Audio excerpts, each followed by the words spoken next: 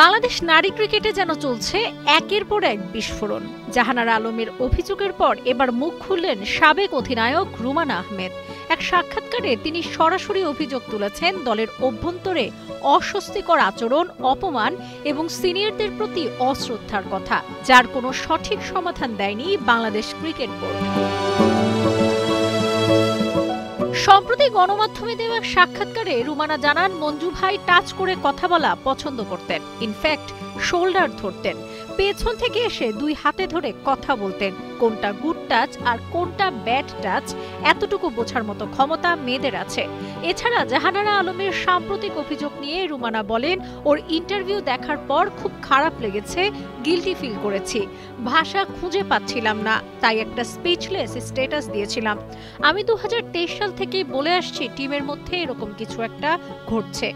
একজন নারী খেলোয়াড় প্রকাশ্যে কান্না করে অভিযোগ তোলেন, এটা কোনো হালকা বিষয় নয়। রুমানা আরো বলেন, সবকিছু তো মাঠে প্রকাশ্যে হবে না, কিন্তু আমি নিশ্চিত জিম্বাবুয়ে সফরের পর বড় ধরনের বিরোধের সময় জাহানারা বিবিসিতে 6 পৃষ্ঠার অভিযোগপত্র দিয়েছিল, কিন্তু সেটি ফেরত দেওয়া হয়, উল্টো তার বিরুদ্ধেই ব্যবহার করা হয়।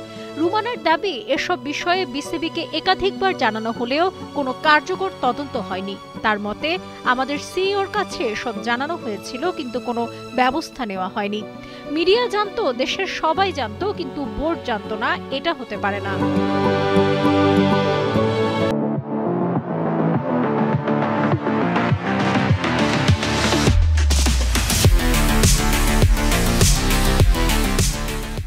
তিনি আরো বলেন, শুধু খেলোয়াড় নয়, মঞ্জুরুল ইসলামকে ঘিরে অফিসিয়ালদের মধ্যেও ভয় কাজ করত। তিনি এমন আচরণ করতেন যেন আমরা গরু ছাগল। মাঠের ভেতরে বাইরে সর্বত্র একটি ভয় ছিল।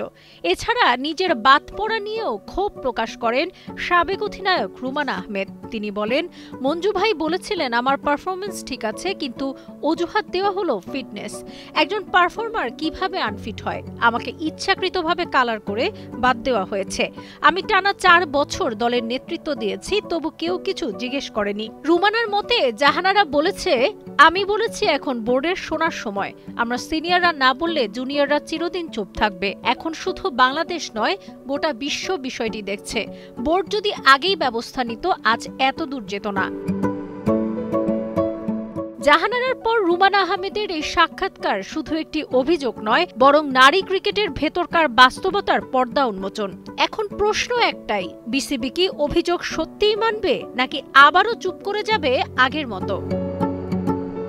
সাবরিনা কাজী, কালের কণ্ঠ।